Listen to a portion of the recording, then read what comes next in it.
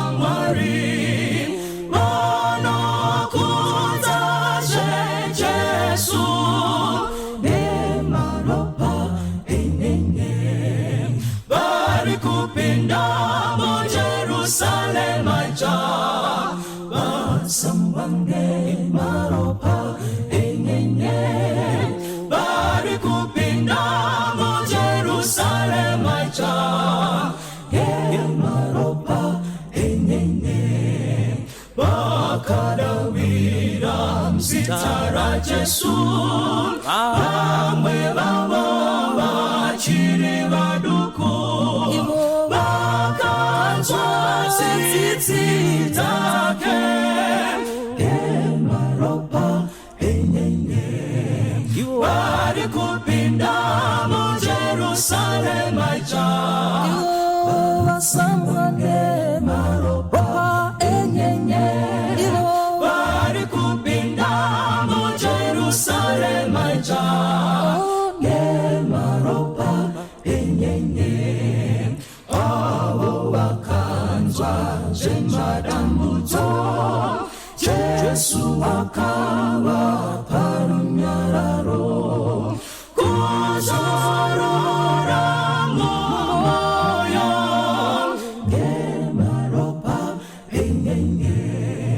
Bari kupinda mo Jerusalem aja Basambange le maropa enye Bari kupinda mo Jerusalem aja Ge maropa enye Wakaita mu basara Jesu Wakana kukana pakanaka Bachafara narini Nemaropa enyenye Bari kupinda mo Jerusalem aja Basambange nemaropa enyenye Bari kupinda mo Jerusalem aja Maropa enyenye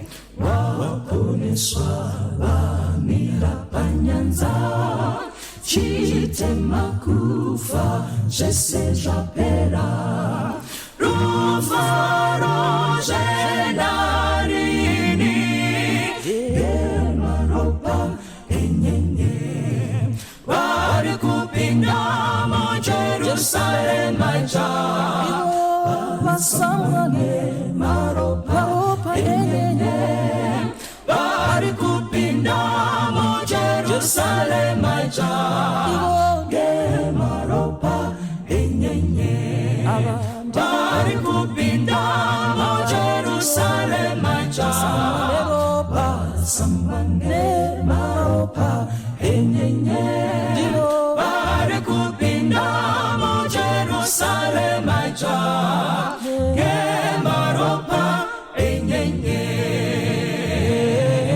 Ge maropa enyenye Asambwa Ge maropa enyenye Wana Mwari ndoda kukwasai mose mstara Jesu. Amen. Toda kutenda Mwari neupenyu nekutichengeta kwavari kuita. Mukatarisa masondo maviri apfuura takadzidza pamusoro pemfananidzo. Tikaona Jesu achidzidzisa kubudikidza nemfananidzo.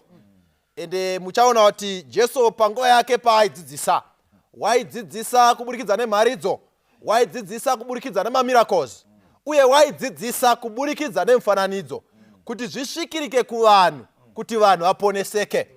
Saka vanorangarira vhiki rakapfuura takadzidza pamusoro pemwanakomana wakarashika. Tikaona kuti Mwari achiri kungotsvaka vanhu achiti uyai. Tikadzidza tikati saka unofireiko nenzara? Kana kumba kwababa kune zvokudya. Baba vachidaidzira rangarira udzoke kuti kune kumba. Tikaona baba vachitambira mwanakomana zvisinei nechitema changa mari, zvisinei neuipi. Tikaona ndiwo baba anotambira vokuchenesa zvakadaro. Mukati mezuva ranhasi, sabata ranhasi, toda kuti tidzidze kubva mubhuku raMateyo. Tichaverenga chapter 22 pavhesi ya1 kusvika pavhesi ya3. Zvino Jesu wakapindura akataurazve navo nemifananidzo akati, ushe hwokudenga hungafananidzwa nomumwe mambo wakaitira mwanakomana wake mutambo wokuwana. Akatuma varanda vake kundodana avo vakanga vakokerwa kumutambo wokuwana. Varanda vakaramba kuuya. Ndo pachada kuti bate nezvapo panguva dzino idzi. Musoro wenyaya uri kutiko wapinda sei? Ndo musoro wenyaya. Pano Jesu zvakare akutaura eparable. Paitaurwa maparables, Jesu waida kuzama kubudisa zvakavanzika zveumambo. Saka aizama kuvasvikira muzvinhu zvavanonzwisisa. Saka pano ari kuti pamambo, mambo uyu ane mwanakomana wake. Mwanakomana wake pane mutambo uripo wekuwana.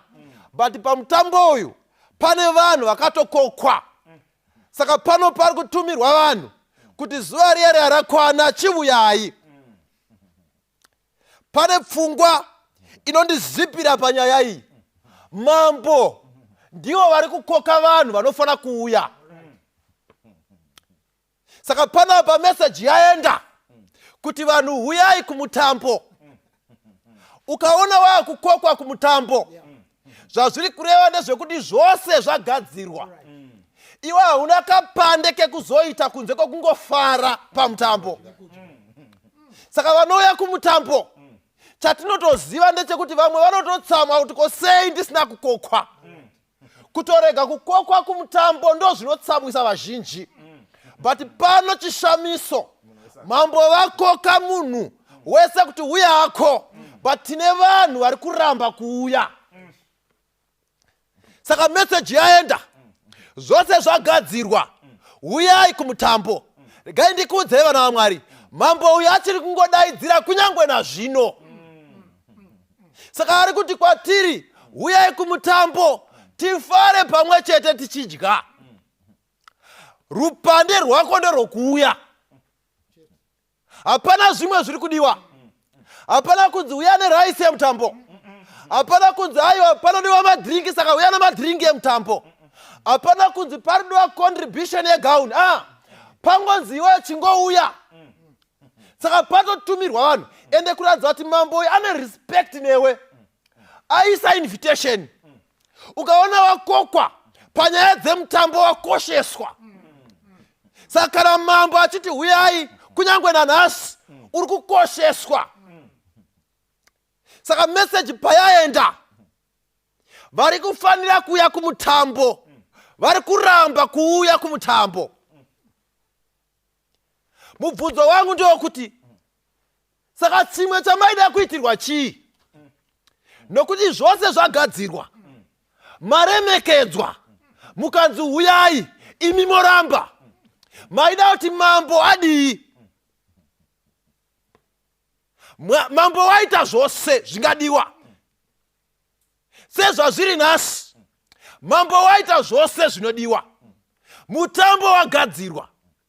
Iwe nhasi uri kukokwa kumutambo, waremekedzwa, wonzi uya kumutambo, iwe woramba. Ukaverenga, ukada kudzidza nezvenyaya zvakanaka, kunonzi mambo wakatanga kukoka vake. Ukaidzoka nenyaya iyi, maJudha ndiwo akatanga kudaidzwa zvikanzi uyai kumutambo. Ukaverenga bhuku raActs kubva chapter 1 uchienda nayo kusvika chapter 7, Mwari ari kumbodhila namaJuzi. Saka ari kuti uyai, ende rangaraika, maJudha aya ndiwo akamuramba. Jesu haana kuroverwa pamuchinjikwa nevanhu vasingatendi. Jesu haana kuroverwa pamuchinjikwa nevatorwa. Jesu akaroverwa pamuchinjikwa nevanotenda. Jesu akaroverwa pamuchinjikwa neverudzi rwake. But zvakadaro, vari kudaidzwa kumutambo. Zvikanzi zvose zvagadzirwa, uyai tifare pamwe chete. Saka pano ende invitation yakaenda. Potumwa zvakare sevhandi kutevera invitation. Kada kuona respect yaiswa. But zvakadaro, vhesi yangu iri kunditi, vari kuramba kuuya. Jesu ada kuti vadzidzi vanzwisise nyaya dzeumambo nekukosha kwekuponeswa kwemunhu. Saka Jesu ari kuti kuvadzidzi, moda zvimwe zvipi zvingaitwa? Zvese zvakaitwa, mutambo wakagadzirwa kuti mupemberere kuponeswa kwemunhu, tifare pamwe chete. But still panoita dambudziko. Shoko raenda, but shoko riri kudzoka risina charakabata. Chii chaita kuti shoko ridzoke risina charabata? Varinzwa varamba kuriteerera. Shoko rangoti huyai, ivo ndobva vati kwete. Hapasipo pekutanga paunoona mambo achiinvita. Ukambodzokera kuna Matthew 11, unotomboinvita pane imwe situation.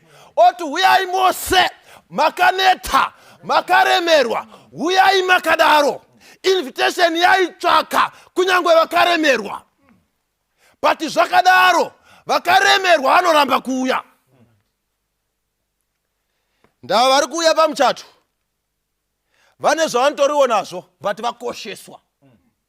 But pana Bhaibheri riri kuti Jesu achitsanangura ari kuti akatuma varanda vake kundodana vakanga vakokerwa kumutambo, vakaramba kuuya. Handisati ndamboona munhu anoramba kuuya kumuchato. But type inoramba kuramba kuuya pamuchato. Kana paine munhu wekuti tinowana nyange mageti class vanongouya pamuchato.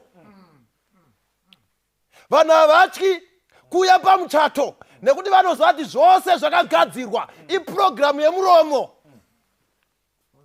Saka handisati ndamboona munhu anoramba programu yemuromo neprogramu yedumbu. But type iri kuramba. Saka handizivi kuti ndiri ndi7 ndatumwa ndaidzoka nchini ndonoti kuna mambo type inoda zvose zvagadzirwa. Ndikuona 7 ndachitaura varume, zvose zvagadzirwa. Ende maasha akatokumirirai, ende pane penyu pamakagadzirirwa pekusvika muchigara. Zvikanzi hatisi kuuya ikoko, dai munodza mambo kuti hatisi kuuya. Zvikanzi no, maremekedzwa ndimi vekutanga, vatokumenjenai namazita nekuti vanokuzivai. Zvikanzi kwete, hatisi kuuya. But vanhu pavari kuramba kuuya, havasi kungoramba mufundisi, vane zvikonzero zvekuti vari kuti vakatarisa zvikonzero zvavo, votarisa muchato, vari kuona zvikonzero zvavo zvakakosha kudarika muchato. Rega tinzwe kuti zvikonzero zvavo ndezvipi. Saka tikaarava nyaya iyi kubva pavhesi ya3, ipapo Bhaibheri ratsanangura zvikanzi vakaramba kuuya. Vhesi 4 zvikanzi akatumazve, bata shoko iri, akatumazve vamwe varanda akati, vudzai vakakokerwa muti, tarirai ndagadzira chishushuro changu, nzombe dzangu nezvakakora zvangu zvabayiwa, zvinhu zvose zvagadzirwa, uyai kumutambo wokuwana. Asi havana kurangarira, vakaenda mumwe kumunda wake, mumwe kukutengesa kwake. Vamwe vakabata varanda vake, vakavaitira zvakaipa, vakavauraya. Zvino mambo akatsamwa, akatuma hondo dzake, akaparadza vaya vakavauraya, akapisa guta ravo. Regai tise pachena vana vaMwari kuti muchato uyu wanga usiri muchato nhandoba. Saka tererai vana vaMwari, this was an invitation to a royal wedding. Adayanga ari mazuano, wanga uri kunzi wakokwa kumuchato kwa number 1. Saka chinondishamisa ndechekuti muchato wakadai, munhu anoramba sei kuuya kumuchato wakadai, munhu anoramba sei kuuya kumuchato unoremekedzeka zvakadai, munhu anoramba sei kuuya kumabiko akadai. Regai nditsanangure vana vaMwari, tese kuumambo hwaMwari. Rukoko ruri kuitwa nderekuuya kuumambo hwaMwari, kuti munhu naMwari zvibatanidzwe pamwe chete pamuchato uyu, kuti pave nekuhochekoche pakati pehumanity nedivinity. We are all invited to this royal wedding. Asi chinondishamisa semarambiro akaita varume vakaramba. Kunyangwe nanhasi vanhu vari kuramba rukoko rwekuuya kuumambo hwaMwari. Hazvishamisi kunyangwe nanhasi. People still decline to come to the royal wedding. Muchato wamwanakomana waMwari. Vanhu nhasi vanoramba. Kunyangwe rukoko ruri pachena. Vanhu vanoramba. Zvinoshamisa semashamisiro atiri kuitwa kuti varume ava vangaramba sei kuenda kumuchato wemwana wamambo. Asi kushamiswa kwazvinoita ndokushamisa kwazviri kungoita kwatiri, kuti tinoramba kurukoko rwaMwari. Rukoko rwedenga tiri kuramba. Maridzo dzaparidza vana vaMwari, tiri kungokokwa kuumambo hwaMwari. Nziyo dzinoimbwa, tiri kukokwa kuumambo hwaMwari. Takateerera zvino chirongwa nemharidzo, tiri kukokwa kuumambo hwaMwari. Asi vazhinji vedu hatisi kugamuchira rukoko. There is no logical reason why people are declining to come to the invitation. Zvikanzi saka varume vakaramba vakati hatikwanisi kuenda, asi kumuchato uku ndokwakune zvese zvavangada, kudya kwose kwavanga vachada. Zvikanzi mombe yakakodzwa yakanga yaurayiwa. So all the good things were there at the wedding. Chaingodiwa ndechekuti vauye. Just as much as we are invited to the kingdom of God, zvose zvatingada kubva muumambo hwaMwari zvakaiswa pamberi pedu, zvakaiswa pachena. Vanhu vanotsvaga zvose zvingawanikwa naMwari, yet tinoramba kuuya kurukoko rwekuumambo hwaMwari. Saka rukoko zvikanzi rwakaendeswa kuvanhu. Zvikanzi panapa ndafarira vhesi ya4. Zvikanzi akatumazve. Zve inoreva kuti pakadzokororwa. Haana kuneta nekukoka kamwe chete. Pavakambokokwa vakaramba, akati rega ndiwedzere zvakare rumwe rukoko. Vazhinji vedu vhangeri takainzwa kubva kare. Rukoko rwakasvika kare. Tikaramba tikaomesa musoro, tikaita senge nini. Nhasi zve ari kuunza rukoko kwauri. Nhasi zvakare ari kudzosa rukoko kwauri kuti tiuye kumuchato. Asi zvikanzi zvakare vakaramba kuuya kumuchato, ndokubva vatanga kupa zvikonzero zvavo. Ndokubva tapiwa zvikonzero kuti sei vakaramba. Zvikanzi chavakarambira, umwe wekutanga akaramba nekuda kwekuti akanga aita munda. Zvikanzi akanga aita munda. Zvikanzi nekuda kwekuti ndaita munda, nekuda kwekuti ndaita munda, handikwanisi kuuya kumuchato. Ndoda kungonzwisisa kachikonzero aka, kuti munda wakutadzisa sei kuuya kumuchato. Nekuti munda utoripo kudhara uyu. Munda hakuna kwaunoenda. Munda hauori. Vakuru vanoti zuva rimwe hariwo dzinyemba. Saka hapana chaitadzisa kungoti muchinda uyu angouyawo kumuchato waMwari, kumuchato wamambo. Saka muchaona kuti zvikonzero zvatiri kurambira kuuya kuumambo hwaMwari hazvina kana neshwiro yose, hazvina pazvinokwanisa kumira. Tikaedza kuzvisa pachikero chimwe chatakarambira hachina kana zvikonzero. Handisi kuenda kuumambo, ini ndakakurira ndichiita zvemashavi, saka kuti ndigozotanga aina ndiende ndikabva ndaenda kucheche mukadzere ndiri munhu wemurume. Hapana zvikonzero zviri pachena. Sei tisiri kuenda kuumambo hwaMwari? Hanzi ndine munda. Zvino munda wanga uchaitei? Munda zvawatowapo wani. Munda hakuna kwaunoenda. Zvikonzero zvekurambira kuuya kuumambo hazvipo. Hapana chinobatika. Zvikanzi umwe wechipiri, zvikanzi rega ndimboenda kukutengesa kwangu. Rechirungu rinondinakidza. Zvikanzi I want to go to my business. Rega ningotaurawo nevane mabusiness. Nditangire nevane matakshop. Vamwe ticharamba kuenda nekuda kwemabhizinesi edu, nekuda kwekutsvaga mari, nekuda kwematakshop. Saka nekuda kwekuti handingavhari takshop, handingaende kuumambo hwaMwari. Nekuda kwekuti toda kutengesa zvine mari, handingaende kuumambo hwaMwari. Nekuda kwekuti ndiri kungwavha, ndiri kutsvaga kurarama, ndiri kutsvaga ndaramo, hatingaende kuumambo hwaMwari. Ndokubva varamba vakatadza kuenda kuumambo hwaMwari. Nganingotaura newe hama mudikani. Chii chakakutadzisa kuuya kuumambo hwaMwari? Vhangeri yaparidzwa kubva kareko. Shoko raMwari riri kusvika kwatiri nguva nenguva. Vazhinji tikatsvaga chikonzero, sei usati wagamuchira Jesu, sei usati wabhabhatidzwa. Hapana kana chikonzero chimwe chete. Zvikanzi varume pavakaramba, zvikanzi ndobva patumwa zvakare varanda. zvikanzi vakabva vazobatwa vakabva vavauraya. Saka vakomana vaona kuti rukoko urwu rwanyanya kuuya uyu, rega tichitora vacho vari kutumwa nerukoko tobva tangodhila navo vobva vapera. Nawo rega ndikuudze nyaya iyoyi yekuuraya vatumwa nenhumwe dziri kuuya nerukoko yakatangira kareko. Vana Stephen vakaenda nerukoko vakaurayiwa kareko. Vadzidzi vose vaapostora vakanga vaine rukoko kuumambo vakaurayiwa. Nyaya iyoyi haina kuperera ipapo. Mukatsvaga nhoroondo yenyika, vazhinji vaitsvaga kurarama vakaurayirwa ivhangeri. Kunyangwe nanhasi vamwe tiri kutambudzwa nekushungurudzwa nekuda kweivhangeri iyoyi. Pane vana vadzimwa mudzimba, vabereki mauraya vana nekuda kwekuti vane rukoko rwavainarwo. Kunyangwe nhasi pane vapererwa nemabasa vari kupesekutwa nekuda kwekuti vane rukoko rwavainarwo. Pari kuparidzwa ivhangeri yevushe, vari kutikokera kuumambo, asi nekuda kwekuti hatisi kuda rukoko urwu. Kunyangwe nhume dzerukoko urwu tadzibata tikadzipotsera kure, tadzibata tikadzirasira kure. Vamwe vakatourayiwa nekuda kweivhangeri iyoyi.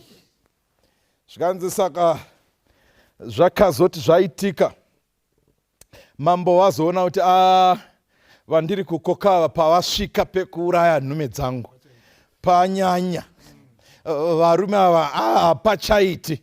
Mambo akazosvikawo pakutsamwa. Regai ndikuudzei, hazvirambi zvakadai. Iye zvino achiri kukoka softly and tenderly, Jesus is calling. Asi hazvirambi zvakadai vana vaMwari. Haarambi akanyarara.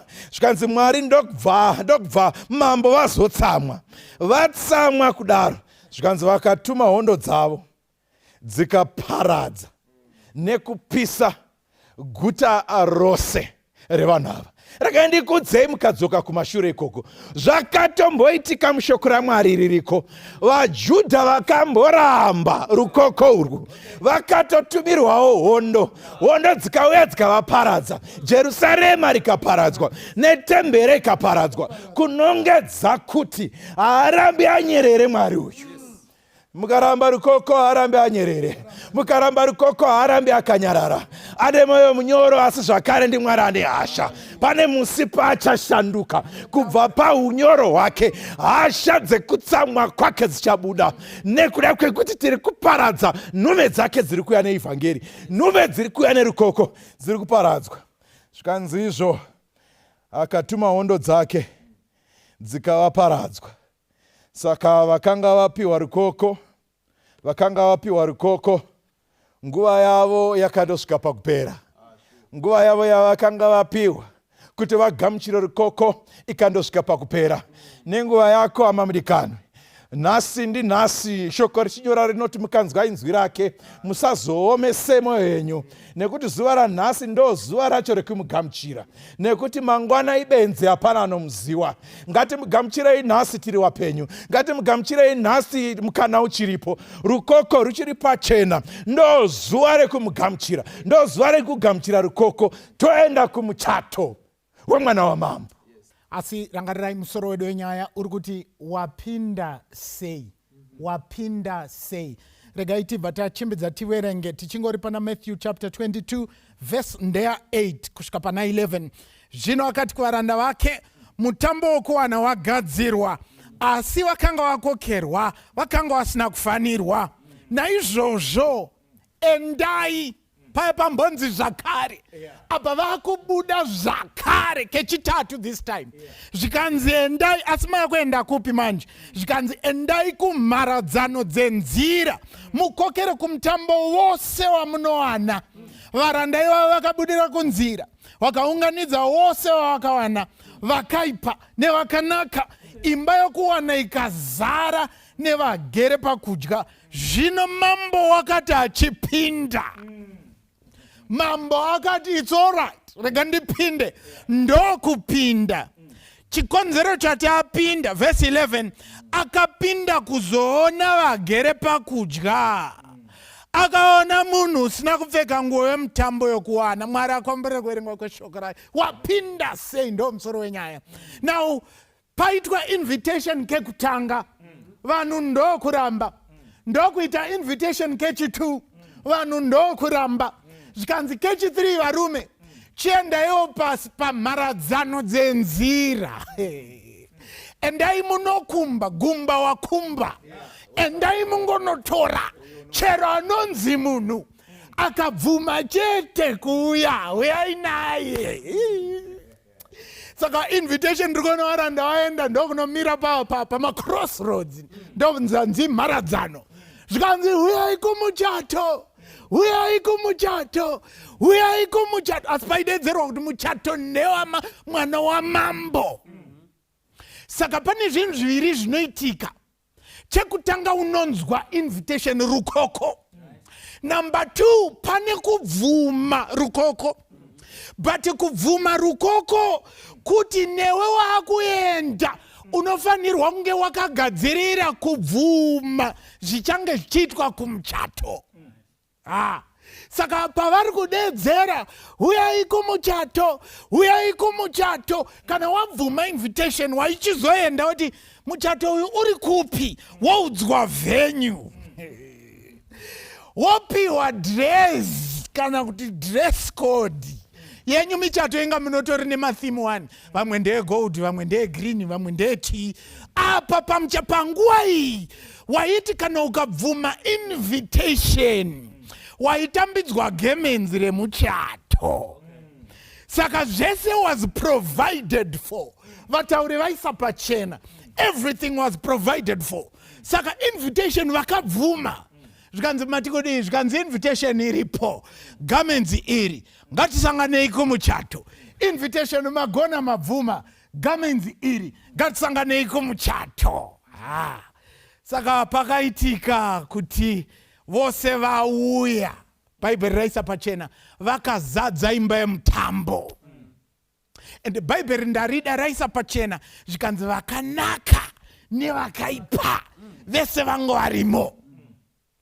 Saka vagara mumba yemuchato. Muridzi mambo akapinda kuti azemene. Maifanwa kuita mubvunzo kuti mambo achiri atikoka kwatatire ari kudireiko kuzemena? Why matidedza endi vamakakoka varamba endi isusu mazongouya mungati huyai tauya muruda kuti zemenerei? Ndo mubvunzo watofanirwa kuita panguva ino. Why muruda kuti zemena? Tauya chikafu chiri kupi titoona kutanga kufara. Zvikanzi tisati tasvika ikoko pane nguva yekuti mambo anofanirwa kuzemena. Saka vese vakagara pasi. Kaiti tange tadzidza chinhu ichi. Maizviziva here kuti kuchikoro paECD ndo panongonzi uyai mese gumba wakumba. Kupinda kwako hunge ungori nemakore anodiwa utanga chikoro. But mamuchiziva here kuti paform 1 haisi gumba wakumba. Pakuda wakazemenwa kuti waende form 1.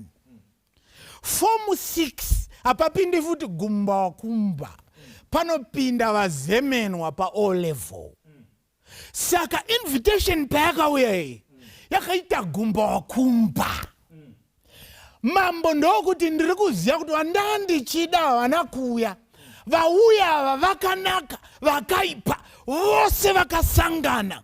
Saka rega ndichiona kuti pane here vauya vari kurevesa. Saka ndoenda kunozemena. Ndokupinda, ndokutanga kutarisa one by one. Rega ndikuudze varapapa, vararipo rakashandiswa iri rekuti mambo akapinda akatanga kutarisa. Vararipo nderekuti hakusi kutarisa kwengotarisa, kutarisa kune chinangwa mukati, chinangwa chekuona kuti wauya uchirevesa here. Because pamwe wangouya uchida because vangokokera tinongonopindawo apa pachadi magate crash apa. Because kuongorora kwakuita mambo ndiri kutsvaka vanhu vateerera invitation, vanhu vaita zvanga zvichitsvagwa neinvitation. Invitation yanga ichitsvagei? Number 1 yanga ichitsvaga kuti upfeke gemenzi rawapiwa. Saka akutarisa one by one. Saka akaona kati correct welcome, correct welcome, correct welcome, correct welcome. akasvika pane umwe muchinda ndokuvamira zvikanzi pamusoro iri ashamwari mapinda sei because nguo hamuna. Naurega ndikudze kune vakavuya va-accepta invitation iyi mukaitarisa, it's invitation to all.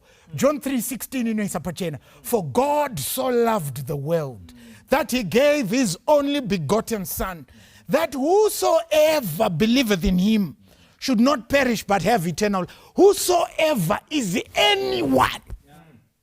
Saka muchato, anyone. Pati wawea seiko uchiri kurarama upenyu hwako iwewe. Wapinda sei? Wapinda sei? Uchiri kudya mudyiro wako.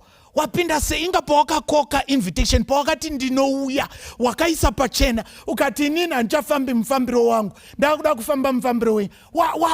Wapinda sei usina nguo? How did you enter? Matauriro achiri yako awaingoita 20 years ago, wapinda sei? Saka akatanga kuzemena. Rekandikudze, zvose patakauya tikagamuchira kuti Mwari Jesu ndiye muponesi wedu, takapinda panguva yekuzemenwa. Nazvino ari kuzemena. Chaari kuzemena ndechekuti mumwoyo muri kurewesa here, kana kuti makangoita gunda musaira, makanzwa kuchikokerwa mukati nesuwo tinoenda. Saka Mwari ari panguva yekuzemena kuti zviri pamuromo zviri kuenderana here nezviri mumwoyo. Saka mapinda sei? But vhesi raisa pachena, akasvika pane umwe muchinda zvikanzi ko iwe wapinda sei? Nguo dzaivapo, wapinda sei? Nguo dzaipiwa, iwe wapinda sei usina kuipfeka? Saka mukatarisa zvakazarurwa chapter 22 verse 12 inoburitsa pachena imwe pfungwa yakakosha. Mambo vapinda kuzozemena vanhu vavo, vavakoka kumuchato. Vanhu ava vauya kumuchato wemwanakomana. Pavauya kumuchato wemwanakomana, mambo vauya kuzoratidza chiso chavo kuti vaone vakokerwa kumutambo. Asi pane muchinda asina nguo yemutambo. But ndoda kuti mubate pfungwa iyi. Pane kuzemenwa kuri kuitwa muchato usati watanga. Pakuzotanga kwemuchato pane vatozemenwa, vari kunzi ava ndo vakakodzera kuva part of the feast. Ndoda kuti munzwisise chinhu ichi. Zvakazarurwa 22 vhesi ya 12 ndiye anobva ati, tarirai ndinokurumidza kuuya, mubayiro wangu ndinawo. Ndoda kuti munzwisise chinhu ichi. Jesu paari kuzototsemura gore, ari kutouya nemubayiro. Anouya nemubayiro sei? Asati aona anofanira kupuwa mubayiro. Anouya nemubayiro sei kana asingazivi kuti ini ndinoda kupuwa mubayiro wakadii? Saka zvazvinoreva ndezvekuti kuzemena kuri kuita mambo ava kwakafanana nekuzemenwa kuri kuitwa vanhu izvezvi kudenga. Umwe naumwe ari pakuzemenwa pane rutongo ruri kuitwa, rutongo runofanira kuitwa Jesu asati auya, kuitira kuti azoziva mubayiro wekuuya akabata. Teererai munzwe vana vaMwari, patiri kurarama panguva iyo ino kune rutongo ruriko. Kana mada kurupa zita munoti investigative judgment. Mwari ari kunanganidza kuti vacho vakauya kumutambo vane nguo here. Asi mirai tibvunze kuti nguo chii? Nekuti Bhaibheri, shoko raMwari, riri kuita sekuti nguo yakakosha iyi. Saka kana uyu muchinda uyu apinda asina, apinda napai, apinda sei? Nekuti varipo vanouya kumutambo, vatova vanhu vauya ava vatouya vakagara pakudya, vamwe vangovinga kudya, havanei namambo akoka. Nekuti pamuchato wemwana wamambo hapashayikwi chikafu. varipo vamwe vakati vanzwa rukoko vakavinga mabenefits but havanei naKristu wacho.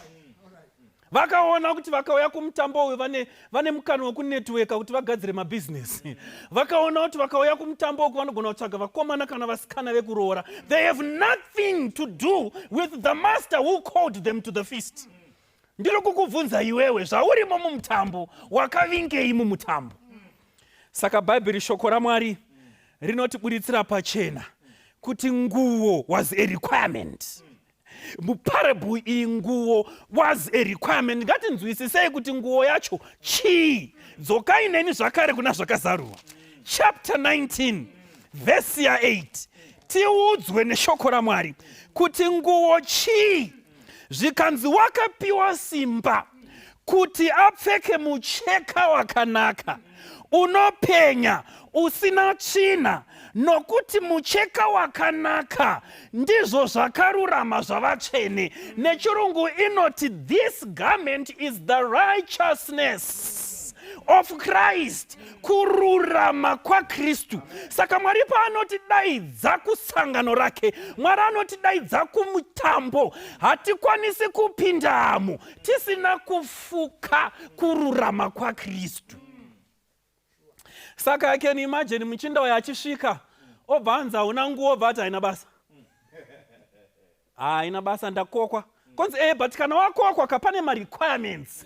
Pane zvaunofanira kuita. In this case pane nguo iri kudiwa, but aiwa ndakokwa. Hamundiudzi zvenguo. Inini ndangouya mani mandikoka.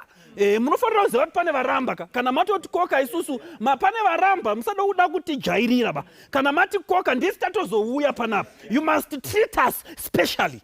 Tatouya panapa mara vamwe vakurambirai, saka tibatai musha. Vari ngomira padho vakati ngadi nai ngapinde nekuti pamwe vakanzi regai zvikurirane, vakati ngazvipinde. Zvapinda mukuru akauya akati but kana usina nguo manje hamugariki muno.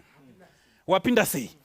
Wapinda sei usina nguo yomutambo? Nguo yomutambo unoiwana sei? Utsvene hwaKristu uhu unohuwana sei? Paunogamuchira Kristu wagamuchira kururama kwake. Paunogamuchira Kristu nokurevesa wagamuchira Kristu nokururama kwake. And the moment yaunogamuchira Kristu nekururama kwake, wagamuchirawo nesimba rekurarama upenyu hwake. Haukwanisi kupatsanura Kristu neupenyu hwake kuti ina hangu ndina Kristu asi worarama madiro. Azviti ina hangu ndina Kristu wofamba madiro. Kana uchiti una Kristu, chiita zvacho zvakaitwa naKristu. Kana wodzidza, uchadzidza kuti righteousness is right doing. Uchapadzidza ipapo kururama kuita zvakanaka. Saka hautangi waita zvakanaka kuti uwane garment.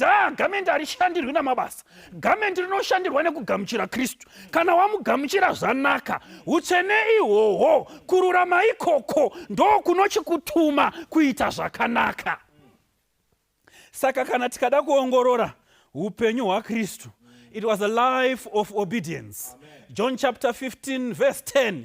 Ini kana muchichengeta murayiro yangu muchagara mandiri. Seni ndakachengeta murayiro yangu baba vangu, ndikagara murudo rwavo. Jesu akararama upenyu hwekuteerera. From birth to death, Jesus was obedient. And nekuti iye akagona kuteerera, hapana pamwe paakapotsa. Nesu tinogona kuteerera kana Kristu orarama matiri. Saka ukaita dambudziko rekufanana nemuchinda wokupinda mumutambo asina nguo, uchiti hazvina basa, you will be shocked. Muridzi wemutambo wobvunza nguo yawanga uchiti haina basa. I can imagine muchinda uyu achiti here nguo yanga itori nebasa, kwanzi ndo yandiri kutoda, otherwise haugari munomu. Vamwe vakaudziwa vakanzi mutemo yaMwari is a requirement of God. vamwe vakati hazvina basa, you will be shocked one day. Mwari wobvunza pamusoro pemutemo yake. Vamwe vakataura kuti rubhabhatidzo runoitwa nenzira iyi, vamwe vakati kubhabhatidzwa hazvina basa, but you will be shocked one day. Mwari wobvunza kuti wapinda sei. Vamwe vakati kupfeka hakuna basa moyo wako, but you will be shocked one day. Mwari wobvunza kuti mapfekero ako aya. Vamwe vakati hazvina basa kana ndichirarama muraini, so long ini ndichidya nemhuri yangu. You will be shocked one day. Mwari wakubvunza pamusoro penherera neshirikadzi. Mwari wakubvunza kuti wapinda sei. Pane zvinhu zvakataurwa naMwari mushoko rake zvekuti pazvinoparidzwa vanhu vanoti hazvina basa, asi kana zvakanyorwa, God will ask you wapinda sei, nokuti zvakamukoshera. Mwari haana nguva yekutambisa chitaura zvinhu zvisinei nekuponeswa kwako. Kana zvakanyorwa zvinodiwa. Nguo yaidiwa mumutambo. Saka vava vasina nguo vakadii? Toda kuverenga Bhaibheri, shoko raMwari ritiudze kuti vava vasina nguo vakadii. Matthew chapter 22 ritiudze kuti vava vasina nguo, what happened to them, kuti tinzwisise. Verse 13 inoti, zvino mambo akati kuvaranda, musungei makumbo uyu namaoko, mumukandirei kunze murima, apo pachava nokuchema nokugeda-geda kwameno. Musungei. Mabuditsirwo ari kuitwa, ari kubatwa rafu. Aifanira ngonzi hatu achikumbirawo. Bosi kana ukasvika pamutambo wausiri kukokwa kana wausiri kudiwa, unongonzi hatu achikumbirawo kuti muende. You are not manhandled, but uyu muchindo ari kusungwa. Ari kusungwa maoko namakumbo, ende haasi kukumbirwa, ari kukandwa. Ende kwaari kukandirwa murima kuchava nokugeda-geda kwemeno. Todzidzei apa. This describes the anguish of the God forsaken. Because you forsook God, God will also forsake you. And when God has forsaken you, you are nothing but in darkness. And mazino achageda-geda. Upenyu hunenge husina kumira zvakanaka. Amosi anotaura, oti munorishuva neiko zezuva raMwari? Sei muchingoti Mwari ngauye, Jesu ngauye? Nekuti richafanana nomunhu ari kumhanya murima achidzinganiswa neshumba, opinda mumba oti regai ndizembere pamadziro, orova nechinyavada. Paanoti regai ndigare pasi, nyoka yakamugarira. Kana usina nguo, kuuya kwaJesu is going to be a nightmare. Tinofanira kuva takafuka kururama kwaKristu nemhaka yei, because it's a requirement. VaEfeso 5 verse 27 inoti Jesu ari kuya kuzotora sangano risina gwapa, rakafuka kururama kwake. Gwapa iri rinobviswa neiko? Nekururama kwaKristu. Saka Bhaibheri, shoko raMwari, riri kutipa yambiro pa verse 13, do not slight the call of God. It's to your own detriment if you are going to slight the call of God. Mwari kana achiri kukudaidza, ari kukudaidza kuupenyu hwake, kuti kana iwe wauya kwaari urarame saye. Now ukadzidza verse 14 ndo inoti vazhinji vakadanwa asi vakasanangurwa vashoma. Vazhinji ndo vakadanwa asi vakazobvuma kuita zvinodiwa ndo vashoma, ndo vachaponeswa. Saka ukaverenga pa verse 12, mchinda paakabvunzwa onzi wapinda sei usina nguo yomutambo, akanyarara. Ukaiverenga zvakanaka, inokupa picture yekuti anga ane shungu dzekutaura, but upenyu hwake hwakamira pamberi pake, ukamuti nyarara uonere zvawaiita. Vara rinoshandiswa apa rakafanana nezvataiita kwaMutare, kuti kana uchida kusakura zviri fast unoita zvekurija. Unotosunga mombe pachibage chasumuka, worova maraini mukati mechibage. Asi nekuti chibage chinogona kudyiwa nemombe, unoisa matomu pamuromo wemombe, kuti mombe ikada kushama inobatwa namatomu, haichadyi chibage chako. Ndo zviri kuitwa pamuchinda uyu. Aida kutotaura excuse, but upenyu hwake hwakasumuka pamberi pake, ukamuvhara muromo kuti usakanganwa kuti wakapuhwa mukana wokupfeka nguo yemutambo iwo ukaramba. Toda kukuudzai chinhu ichi, vana vaMwari, hakuna chava neexcuse pakurashwa kwake. No one will have an excuse. Unogona kumira pamberi paMwari woti Mwari zvakaoma, kungoti chete chakunzi chibatai munhu. Dai angaramba iri skad pamwe zvaiita nyore, but chakazonzi chibatai munhu. Mwari chakandibata, idi chakandibata. Mwari achakusumudzira bhiriyoni yavarume vakarumuka pachibatai munhu. Uchashaya excuse. uchaudza Mwari kuti ndakazobhema Mwari because Madison yacho yanga isisingori Madison, yaya Madison toasted. Mwari agokusumudza billion yavarume vakarasha Madison toasted pasi. Uchapa excuse kuna Mwari kuti zvimwe zvose ndandiri right, skirt ndo yakandinetsa. Mwari achakusumudzira vana David vakapiwa vana Abishagi vakarara pazvifuva zvavo asi havana kuvaziva. Zvauri kuti uri kuwapa zviri pane vari kumuka pazviri nesimba raJesu nekururama kwaKristu. You have no excuse. You have no excuse. Saka John 1:12 inoti kuna vose vakamugamuchira Mwari wakavapa simba rekuti vanzi vanakomana nevanasikana vaMwari. Simba iri ndo rinotitungamira mukururama. Simba iri ndo rinotibatsira kuteerera Mwari kuti tisati zvakataurwa naMwari hazvina basa. Nyangwe tikarizina tikadii, we will have no excuse on the executive judgment. Moto wonaya. Peter otaura woti, I will not destroy by rain or by floods, but by fire next time. Ndichaparadza nemoto. Zvinhu zvose zvichipiswa nomoto. Iwe unofanira kurarama nekusingaperi. Nemhaka yekuti wapfuka nguo yomutambo. Ndoda kukukoka munhu waMwari kuti ufuke nguo yomutambo. Urimo mumutambo, utori church member. Zita rako ririmo mubhuku rakereke, but hauna nguo yomutambo. You do not have on you the righteousness of Christ. And dai wanga uinayo taiona namabasa. Nekuti tinofanira kuona muupenyu hwaKristu uchirarama mauri. Ndiwe here unoti ndinamatirei. I need this garment. Ndinodawo kururama kwaKristu. The righteousness that he imparts. Kana aisa pandiri uchene uhu, kururama kuhu, ini ndochirarama upenyu hwaKristu. Kuitira musi Jesu paanouya agoti pinda muushe hwababa vako, iwe muranda akatendeka. Kana uripo tichava nenguva yekutsinzina tigonamata. Baba muri kumusoro kudenga, toda kukutendai muzuva ranhasi. Tinokutendai nekuti nguva dzose hamuiti chinhu musati manyewera varanda wenyu. Matiitira pachena nhasi kuti pane nguva yetsvagurudzo yezvimiro zvedu uye nekuti takapfeka here nguo yekururama. Tibatsireiwo Mwari nguva ino apo nguo ichiri kupiwa pachena, tigamuchire nekupfeka kururama kwenyu. Vhangeri richiri kuparidzwa, kururama kwenyu Mwari kuchiri pachena. Tibatsireiwo Mwari tikugamuchire kuti pamusi mazita edu paachadedzwa, tosvika pakuongororwa zvimiro zvedu, tiwanikwe takapfeka kururama kwenyu Mwari. Maita enyu Mwari nekutaura nesu. Nguva zhinji takatora nyaya iyi sedambe, tikasapfeka kururama kwenyu, tikasatevera murayiro wenyu, neshoko renyu rose takarirashira kure tichingoti tichapinda, asi pane zuva pazvichabvunzwa kuti wapinda sei. Tibatsirei Mwari pamusi uyu tiwanikwe takapfeka nguo iyoyi, tiwanikwe tine kururama kwenyu. Maita enyu Mwari nekutaura nesu, tasimudza maoko edu, tasimudza mwoyo yenyu kugamuchira nguo iyoyi. Musi Mwari tsuri icharira, mazita achidedzwa, muchiuya nemubayiro, nesuwo tiwanikwe tine mubayiro. Uku ndokunamata kwedu muzita raJesu Kristu, amen. Munyika isingaperi, mune guta dzvene, hauzombofuuri, hakuna usiku.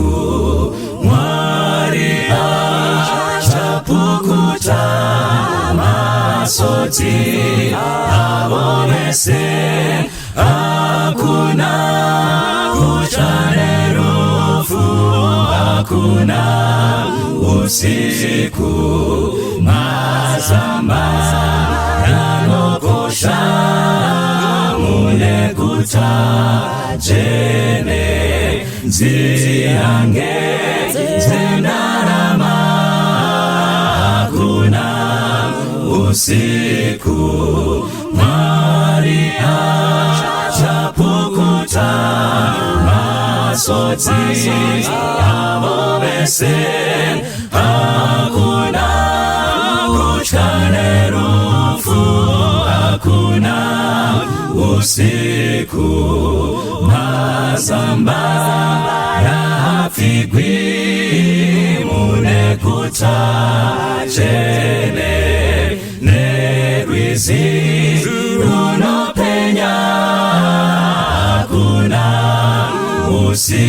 usiku Maria chapukuta masoti avo vese hakuna kuchkane rufu hakuna usiku zuva harizopenyi mumusha muchene nyeye ndiyo kupenya hakuna usiku Maria chapukuta masoti avo vese hakuna kuchane rufu hakuna usiku Maria